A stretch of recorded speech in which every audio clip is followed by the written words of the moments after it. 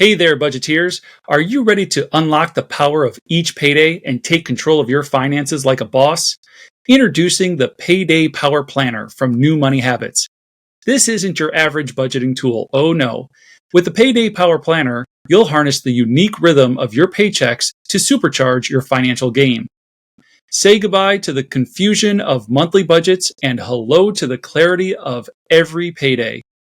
You'll know exactly when money is coming in and when it's going out, giving you the edge you need to stay on top of your finances. But that's not all. With the Payday Power Planner, you'll easily spot whether you're rocking a surplus or facing a deficit. Armed with this knowledge, you'll make informed decisions that set you up for financial success.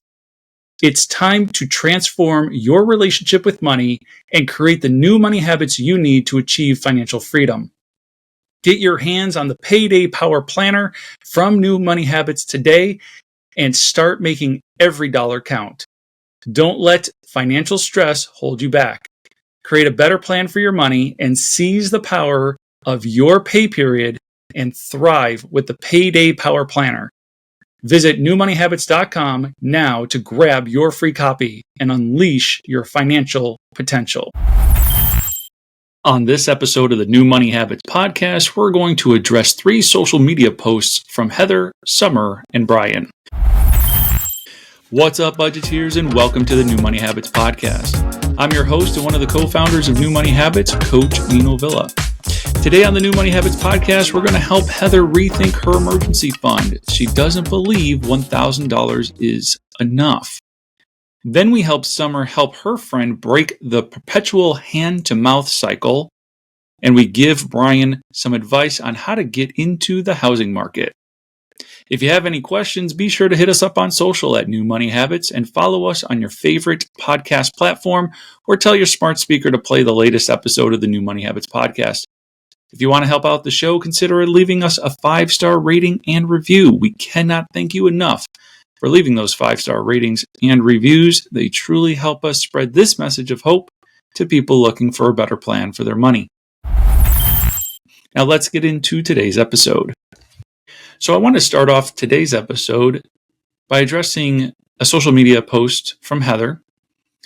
Heather is familiar with a very common step practice in the personal finance world, and her post reads this. It says, "What's stopping me from saving more than $1,000 before moving on to paying off debt?"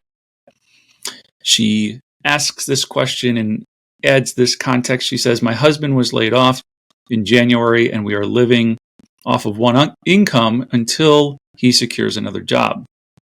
So this is where her hesitation lies on moving on to debt when she really wants to save more.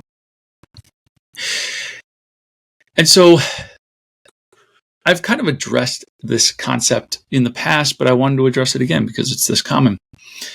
And it starts with the idea that after working with a number of clients myself and being very committed and diligent to the $1,000 emergency fund back in the day when I first got started, through coaching a number of different clients through a number of different situations, I've come to the realization that $1,000 isn't a hard and fast number for everybody. That while it seems good in theory, when it comes to practice, there's something much more practical. Now let's start by rethinking how we approach this savings. So often, this saved account is called an emergency fund, but here at New Money Habits, we don't use that language. We use peace of mind fund. We believe that words have power, and so when you name your savings an emergency fund, it's almost as if you are perpetually living for the next crises, that you know that another emergency is just around the corner, and you're just going to have emergency after emergency. So let's first shift our thinking and then shift our words so that there's a shift in what this savings is. And we call it a peace of mind fund, because what you desire is peace of mind. Peace of mind to know that if an unplanned expense were to arise, that you're in a position to take care of it. It allows you to sleep at night. And so we're building some margin between us and life, knowing that we can handle anything that life is going to throw at us, and we can do that with peace of mind. Now, how much should be in somebody's peace of mind fund, or in Heather's case here, where she doesn't necessarily want to start eliminating debt before contributing more to savings? What we teach is that our clients should have 1/4 or 25% of their monthly take-home pay set aside in a peace of mind fund. So if somebody is bringing home $4,000 a month, then $1,000 does become their starter peace of mind fund. But if somebody is making $10,000 a month, well, now their peace of mind fund is $2,500. And so 25% of your take-home pay rather than just this hard and fast $1,000 to get started. But I want to also address the other aspect of Heather's post here, and that is with her husband currently laid off and they are now down to being a one-income household. She doesn't want to move on to eliminating debt. Rather, she'd would like to save more in this immediate time. And that is completely appropriate. It is, one, you want to stop taking on any new debt, but two, you also want to pause any debt elimination plans that you have in order to sock away money to ensure that you can continue to meet your monthly obligations. So my fear is that Heather takes to social media and she posts this scenario and she starts getting advice that isn't helpful. So the idea here is to provide helpful advice. See, at the end of the day, we're all adults and it's your money. You can manage your money however you want, but you're looking for guidance. You're looking for wise guidance and stewardship around how to manage money, and then specifically how to manage money in a specific situation. You know, I'm guessing Heather and her husband don't assume he is going to be unemployed forever. I'm guessing that they're hoping and praying that he is not unemployed very much longer at all. And therefore, when he is back to work and they become a two-income household once again, then they can shift gears again. But in this season, and I talk so much on the podcast about our finances being seasonal. We are in different seasons of our finances all the time. And so right now, Heather and her husband are in a season of one-income household. And during that season, it is wise to pause debt elimination in favor of savings if that's what the two of them have come together and agreed upon. Then the question becomes, how much savings until you can kick back in the debt elimination? And that can only really be answered by Heather and her husband. I would encourage the two of you to sit down and have a discussion about how much do you want to have saved during this time. And if you're not required to tap into that savings every month, obviously, if there's money to save, it means there's already margin in your budget, and that's a great thing. It means your income is greater than your expenses, so income minus expenses equals this surplus, this margin that you are then able to save. So then ask yourselves, how much do you want to have in savings during this season of unemployment or one income household to determine the milestone in which you will pause savings in favor of eliminating debt. That might be 25% of your monthly take home. And so again, if you're bringing in $10,000, having $2,500, or if $10,000 is what you're used to bringing in, you might look at that 25%. You may decide that you want a full month's worth of expenses. And so maybe your expenses total $5,000 and you want that amount of margin and that amount of buffer and that amount of peace of mind, then make it $5,000. Maybe you're trying to get to the 3 months. Now, if you were trying to get to the 3 months savings, my question, now I would want to have a conversation and ask questions to get clarification, because my question would become, if you have enough margin in your monthly budget with one income to end up saving 3 months worth of savings in a relatively quick fashion, well, then it sounds like you can operate your entire household off of one income. It doesn't sound like there's a need. Needs and wants, different, right? So sometimes we just want that extra peace of mind, and that is perfectly okay. But I would say it doesn't have to just be 1,000. In fact, we teach that it should be 25% of your take-home pay. And if you wanted to do more than that and have about a month's worth of margin and peace of mind, well, then by all means do that. But going beyond that, that's when it would be like, okay, let's take a closer look at what's happening here. Because if you, again, have that type of margin, maybe you don't have a need for such a large peace of mind fund as you think you do. But again, only really Heather and her husband can decide for them. And any other listener, you can only decide for yourself. The guidance and the wisdom is, hey, do 25% of your monthly take-home pay. In a season of uncertainty, maybe have a full month's worth of expenses.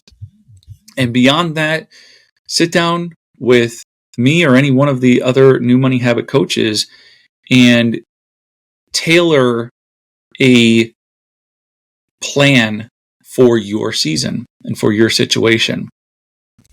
Now, I want to add, in the meantime, there's two sides to a budgeting equation. One side is income, which obviously Heather, yours and your husband's income has taken a hit. And then the other side is expenses. And so it's a matter of finding a way to get the income up and or the expenses down. And so in the meantime, while your husband is looking for work in his industry, in his field, taking on some type of side hustle, Uber or Lyft or food delivery or anything, just to kind of help to bring something in and to keep him motivated, is also advisable. It's also good, wise advice. So let's get that income up. Let's get those expenses down. But also let's establish a peace of mind fund that truly does give you peace of mind and doesn't just thwart off the emergencies of life. Hey there, budgeteers. You know, good news can only be good news if there's bad news. So what's the bad news? The bad news is you and I have a deadly disease called sin, and this disease causes us to rebel and disobey God. See, God is holy, righteous, and just, and He cannot be in the presence of sin. So this horrible disease of ours separates us from the God who created us. And the bad news gets worse. There isn't anything you or I can do to make ourselves right with God. We are dead in our sins and on our way to an eternity separated from God. But that's not God's will for us. See, for God so loved the world that He gave His only begotten Son, that whoever believes in Him should not perish but have everlasting life. God did what only God could do. He made a way for us to be reconciled to Him through Jesus Christ. Jesus came into the world to save sinners like you and me. While we were still sinners, storing up God's anger against us for our rebellion and disobedience, Christ died for us. Jesus took the punishment that you and I deserve and have earned. Jesus is the substitute for your punishment and mine. Now, isn't that some good news? The word gospel means good news. The gospel of Jesus Christ is that you and I broke God's law and Jesus paid the fine. When we place our faith and trust in Jesus, we get to experience God's grace and mercy. Our gratitude should turn us from our rebellious and disobedient sin toward God, seeking after Him and His righteousness. When we do, God gives us a new heart and a new mind. Praise God for His goodness, and remember, God loves, humans sin, Jesus saves. Next, I wanted to address another social media post. This time, this is from Summer. And Summer had posted, I'll summarize the post, but she was posting about a friend who is in what she calls a perpetual cycle in which she is always using up any savings that she has, but she doesn't have any debt. And so it's great that she doesn't have debt, but it doesn't seem like she has a lot of margin. And even when she does save, then she is using and burning through those savings relatively quickly. And funny enough, in her post, she says that something always happens and she has to use her emergency fund. And in the last segment, I just talked about the mindset, the frame of mind, and how we relate with our money. When we call it an emergency fund, it's as if we are always waiting for the next emergency.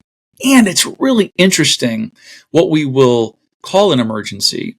We will call Christmas shopping an emergency, Thanksgiving dinner an emergency. We will label all sorts of things an emergency that aren't emergencies. They're just unplanned expenses that you could have otherwise planned for. We know when Christmas is happening. We know when Thanksgiving is happening. We know when our tires on our car are getting bad and we need to replace them. That is much, much different than putting on a new set of tires, getting on the freeway, hitting a nail, and having a blowout. That would constitute, quote, an emergency. So let's shift thinking to peace of mind. And so let's encourage your friend to have a peace of mind fund, but more importantly, let's have her focus on a plan. I'm reading through between the lines here, and I'm coming to a conclusion that I can't possibly know is 100% accurate, but it sounds like the reason Summer's friend has no margin is because she has no plan. Hear that again. Summer's friend has no buffer in life. Everything is hand to mouth. She's in this perpetual cycle because she doesn't have a plan. Now, again, I don't know that to be absolutely 100% fact, but here's what I do know. I work with so many different clients who have been in that hand-to-mouth cycle. And when they got a plan, when they got a written plan and they started to write it out, a written plan that is both fleshed out and flushed out. I will explain that in just a moment. But when that plan is written down, they realize, wow, there is margin here. I actually make more than my expenses. Common expenses and whatnot, when we're first getting started, I'll caveat that with the typical expenses: putting food on the table, keeping a roof over the head, keeping the lights on and the water running, getting to and from work. Those basic, and they include things like streaming services and debt payments. So we get the plan written down, and 99 times out of 100, clients realize, okay, I make more than my expenses. And that is good news. That's great. Awesome. That is a great start. Very rarely do I actually meet somebody whose expenses truly outweigh their income. So now they know they have a margin. Now that margin may be very small, or it might be sizable. But income minus expenses gives us our surplus or our shortfall, which I'm calling margin. And I truly believe that if Summer's friend sat down and wrote out her income, her expenses, she would notice that she has margin. Now, how do we manage that margin? How do we prioritize those dollars for savings, for debt elimination, which is not Summer's friend's issue? She doesn't have debt. But those saving dollars, what else can we be saving for? Because once we save for a peace of mind fund and we have that established, it's like, well, what else can we be saving for? Well, there's another fund that we at New Money Habits like, and that's the opportunity fund. So once you have a buffer and you've given yourself some peace of mind, the next thing you could be saving for is opportunity. So that's an opportunity to invest in something, whether it be the market, a business idea, real estate, whatever, but an opportunity fund. And so we're contributing to that so that as opportunities to establish additional income come up, we can do that. And so I truly believe that in order to stop living paycheck to paycheck, you have to start managing your money from pay period to pay period. Now, those might sound like they're the same, but they truly are different. Paycheck to paycheck living is you're not planning anything and you're simply trying to manage what you do have. When you get paid, you start to pay all you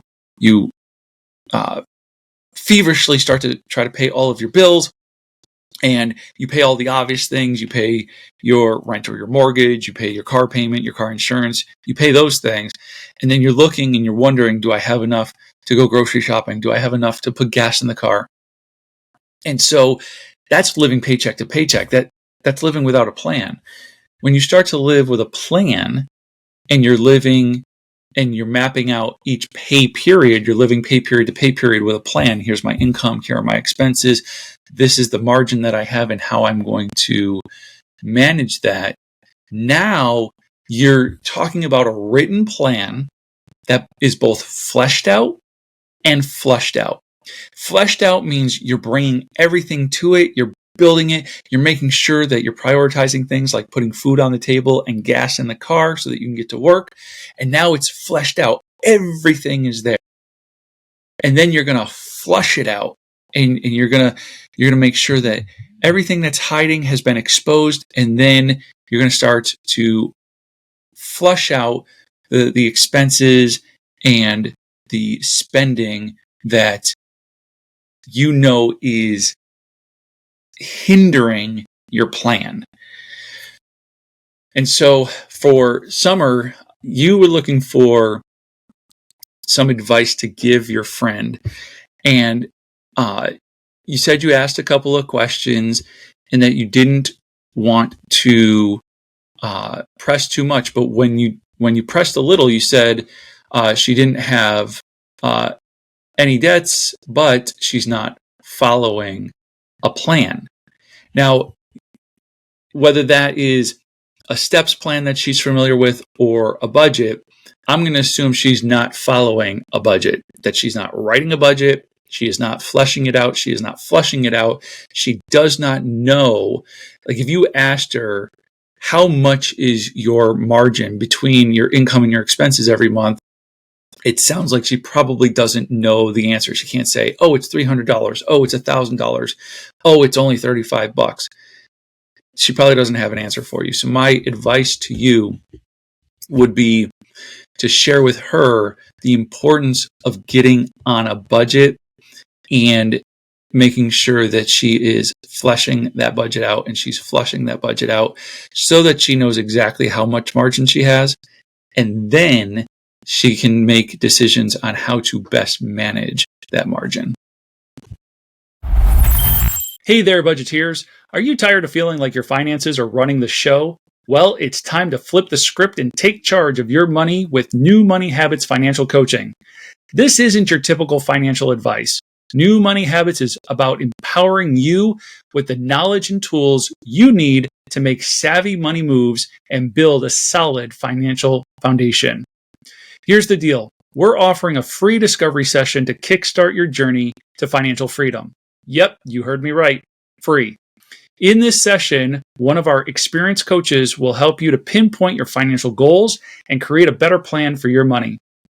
We're talking about mastering your money mindset, picking up practical money management skills, and having someone to hold you accountable along the way. So, if you're ready to kiss financial stress goodbye and say hello to a brighter financial future, then schedule your free session today to create the new money habits you need to achieve financial freedom. And last but certainly not least, I wanted to address Brian's post in which he is asking about how to get into the housing market. So his question is rooted in the idea that a house shouldn't cost any more than 25% of your take-home pay on a 15-year loan. So he shares that he's making $4,500 a month, which means he could only buy a house worth $125,000 if he was doing a 15-year loan. He's like, how is that even possible? And how do I enter the market?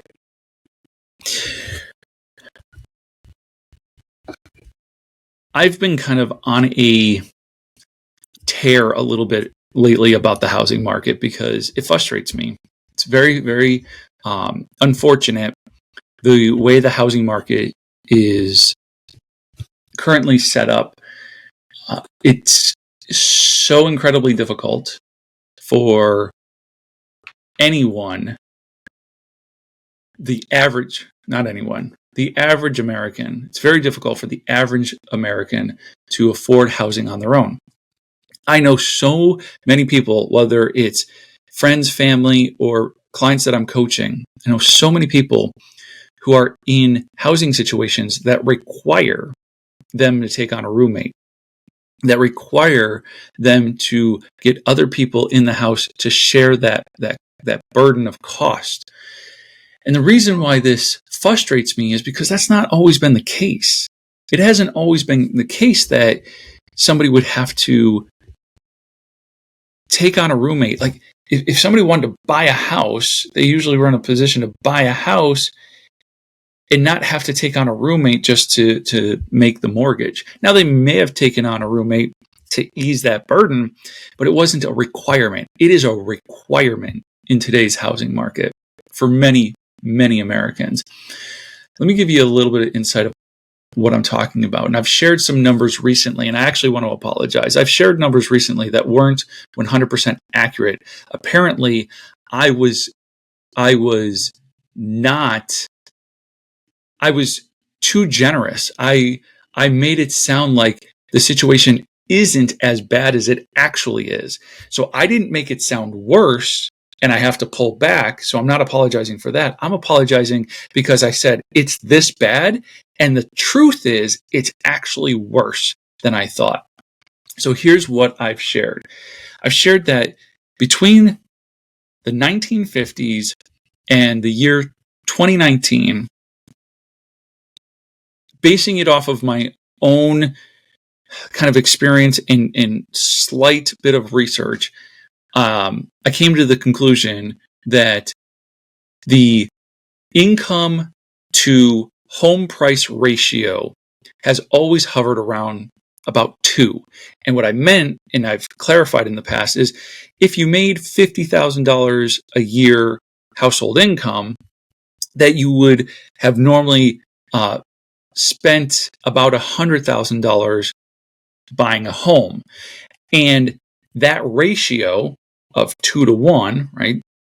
The ratio of 2, I make this, multiply that by 2, I can spend that, kept everybody in a mortgage that was very affordable. It kept them in a mortgage that was 25% of their take-home pay or less for their housing. It was a great ratio. I've said that over the past 5 years, from 2019 to 2024, that had skyrocketed to 3 and even 4 times. So if you're making that same $50,000, you're no longer buying a $100,000 house. Instead, now you're buying a $200,000 house. Well, I was too generous and I was too conservative. Here we go. In the 1950s, 60s, and 70s, that 2-to-1 ratio is true. In the 50s, the average household income was $3,300 and the average home price was $7,400. So again, about a 2-to-1 ratio. In the 60s, it was $5,600 to $11,900. And in the 70s, the average household income was creeping up towards $10,000 and the average home price was $26,000. So again, about 2 to 2.5 or 2.68 per, if you want to be exact. In the 80s, it crept up into the 3s. The 90s, it stayed in the 3s. In the 2000s, it crept up to 4 times. So that $50,000, see, I was basing it off of my own personal experience. I was making $60,000. So I was making $60,000 a year. I bought a house for $119,000 or $120,000. So there's that 2-to-1 ratio, and my mortgage was incredibly manageable. But by 2000, people who were making $50,000 on average were then buying houses that on average cost $207,000. So now that was a 4.14 ratio. And so it crept up into the 4s in the early 2000s. It stayed in the high 3s and low to mid 4s all the way up until 2020. But in the last 5 years, in 2020, it was 4.41. In 2021, it was 4.87. Now we're creeping up to 5. By 2022, just a year later, it's not only that it hit 5, it hit 5.9. It was almost 6. 6-to-1 ratio. When the average American is only making about $75,000 a year, they have to try to buy a $440,000 house. So that was a long-winded preamble to Brian's question. How can he possibly afford to get into the housing market? The housing market today is ridiculous. It's disgusting. I have expressed my disgust by sharing that I live in an area with many distribution centers. Let's be very generous and suggest that those distribution centers pay a full-time employee $45,000 a year. That's being super generous. If you had a married couple and both of them worked at that warehouse, that would be a $90,000 income per year, which once upon a time, not so long ago, even 5 years ago, would have sounded amazing. And in fact, is $90,000 is greater than the estimated $77,000 median income today. It's well beyond. It's 13 grand beyond. So let's be generous. Say they're being paid $45,000 a year. Together they're making $90,000. Making $90,000 at double, right, would be $180,000. They can afford very comfortably a $180,000 house. But in this same area, they can't find a house for $180,000. It doesn't exist. So then you go to, okay, but then the ratio crept up to 3. So 3 times your annual salary. In that case, it would be $270,000. Okay. In this area, you're still not getting a house for $270,000. Okay, but it crept up to 4. And this is when things got tough for everybody. Right now you're into a mortgage you can't actually afford comfortably. You can afford it. You make enough money to pay that bill, but it's not comfortable. The margin is dwindling and dwindling and dwindling to a point where there might not even be margin. So 9 times 4 is 36. So now we're talking about a $360,000 home. Good luck. You might be able to find one of those. So the starting market in an area where a 2-income household is maybe making $90,000 maybe they can find a home that's worth, or that's valued 4 times greater than their annual household income. And now the margin is just off. But it's worse than that. They're not making 90, and you can't find a house for 360. So right now, the estimates are that the median household income in the United States is $77,000, but the median house price is $436,800. That is 5.67. What happened to 2 and 3? What happened to 2 and 3? 5.67. And so, again, long-winded preamble to Brian's question: how do you afford to get into the market? One, you have to start looking at these ratios and just understand that this is the truth. But how can you get the ratio to go from 5.67 down to something more manageable like 3? And the only way to do that is to increase the down payment so that you're only financing the difference. See, when I bought my home, I was really focused on the home price itself because I wasn't planning on putting a lot of money down. I certainly wasn't putting 20% down. I wasn't even planning on putting 10% down. I was looking at maybe doing an FHA loan, which only requires 3.5. That number might be different nowadays, but about 3.5% down. But then you get into private mortgage insurance, PMI, which is an additional cost until you have 20% equity in the home, and et cetera, et cetera, et cetera. Now, when I bought my home, it was 2010. And so the market was down. And by the grace of God, there were programs that would help me to even get in for less than 3.5%. There was a program for this particular area because it was rural and they wanted to grow. There was a program that allowed me to come in with nothing down and no PMI. So I didn't have to come with anything down, and I wasn't going to be charged private mortgage insurance. And it worked out really, really well. So I was focused only in on the actual cost of the home. Today, I think people need to be thinking about what can they afford to finance and how are they going to go from the cost of the home down to the amount that they can afford to finance. Now, if the median home price is $436,000 and you can afford to finance that because you're making $200,000 a year, then okay, great, because you're back to that 2 to 1 ratio. But if you can't afford the median home price of $436 because you don't make $200,000 a year, well, then you have to figure out how you can go from the $436 down to what you can afford.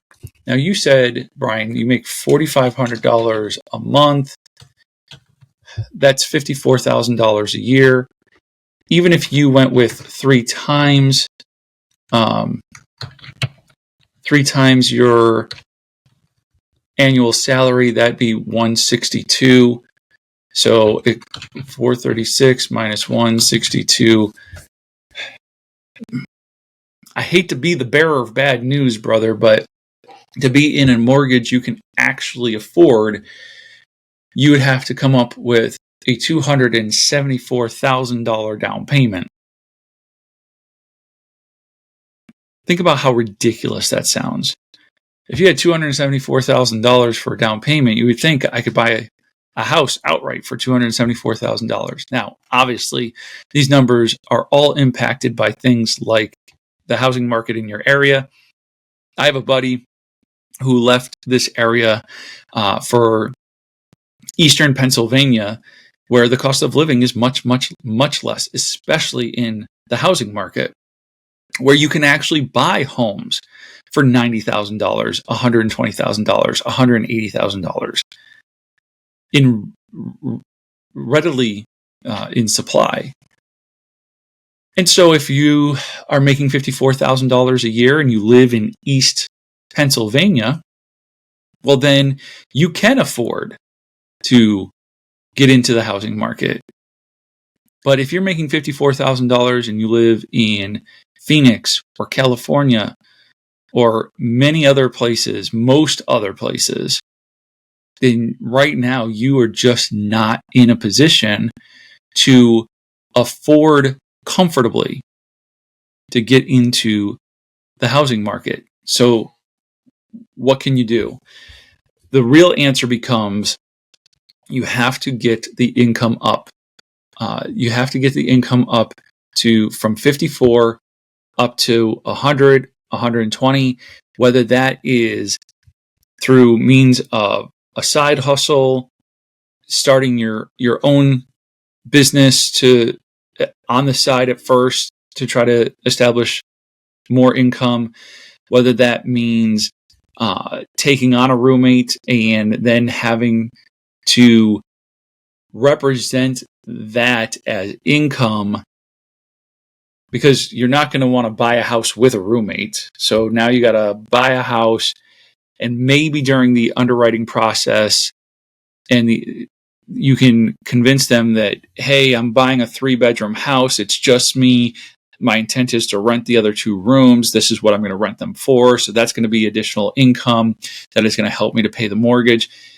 But my deepest sympathies and condolences for Brian and people like Brian who want to get into the housing market, and it's just so incredibly difficult to do. And so, Brian, I want to apologize if I didn't truly answer your question on how you can afford to get into the market. What I would suggest, or just kind of reiterate, is that you want to keep the ratio. The absolute ideal ratio is 2-to-1. 3-to-1 works. 4-to-1 is not great.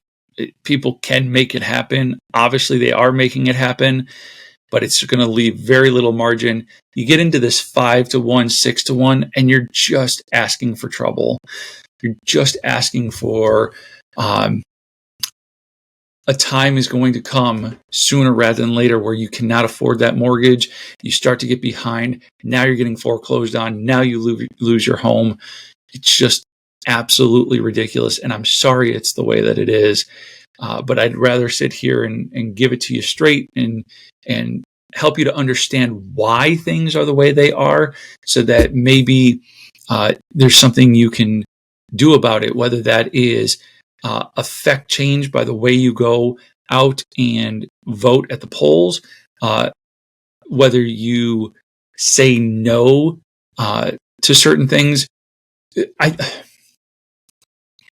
At the risk of getting too political or just too whatever,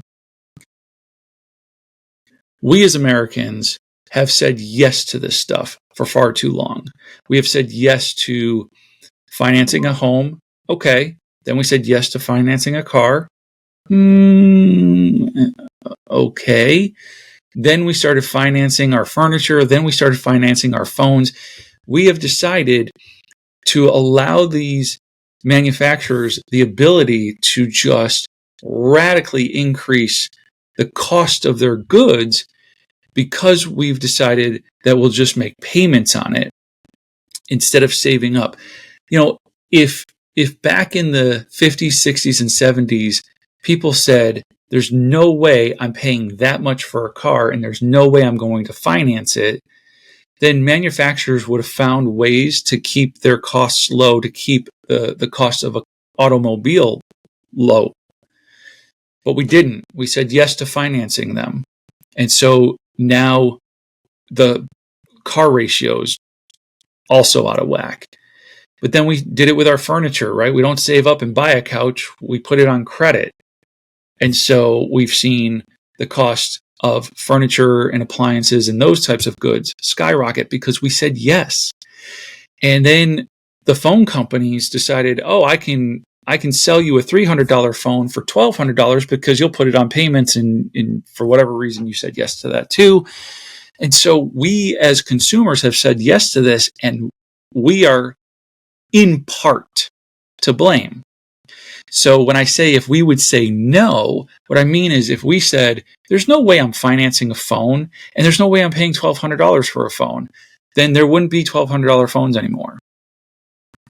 If we said, no, I'm not financing furniture and I'm not paying $8,000 for cheaply made crap, then there wouldn't be $8,000 cheaply made crap anymore. The $8,000 stuff would be well made, and the cheaply made crap would be like $1,500.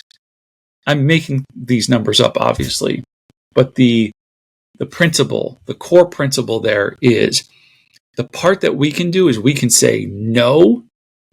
And for instance, my phone is not the latest and greatest gadget. It's not even the main line. It is a Samsung, but it's not even the main line. It's not the S line. It's the A line, the cheaper, the thing that I can get my carrier to give to me if I just wait long enough, right? And not have to pay for a new phone. But if we said no, and then if we make decisions at the polls that benefit us and behoove us as Americans, then those are two big things that we can do almost immediately.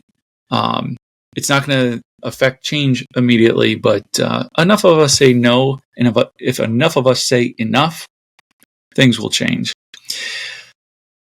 I know that was rough. I know that is not easy and not fun to hear, but the reality is we have gone from a 2-to-1 ratio in the housing market up to a 6-to-1 ratio, and it's just made things so incredibly unaffordable for so many Americans. Okay, but I'm not going to leave you on that dreary and hopeless idea. I'll end with this. Just remember that there's always hope in front of us. It's the King of Kings and the Lord of Lords. Our Lord Jesus Christ is in control, and this mess is temporary, and there is hope and there is light ahead of us. So just keep your head up and rejoice in all things, because at the end of the day, again, this is temporary and it'll all pass away and fade away. So I hope that leaves you on a note of encouragement in an otherwise tough conversation about the housing market. That does it for this episode of the New Money Habits podcast. Remember, if you have any questions, make sure to hit us up on social at New Money Habits and follow us on Spotify, Apple Podcasts, or wherever you listen to podcasts. Please consider leaving a 5-star rating and review to help us spread this message of hope to people looking for a better plan for their money.